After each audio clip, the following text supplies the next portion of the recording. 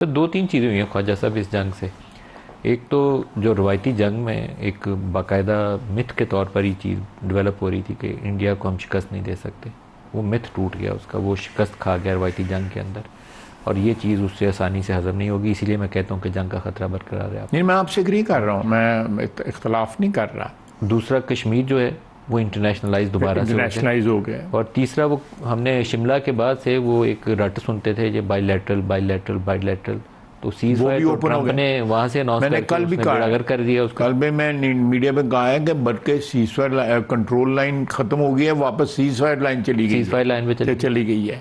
और ये स्टेटमेंट है ये जो आपने दिया है, मैंने कल दिया है, ये मैं दोबारा आपसे सुनना चाहूँगा, बड़ी इंपॉर्टेंट स्टेटमेंट। ये कंट्रोल लाइन जो है उससे अब ये सीज फायर लाइन चली गई है, जो 1948 में जो डिक्लेयर यूनाइटेड नेशंस ने इसको सीज फायर लाइन किया था।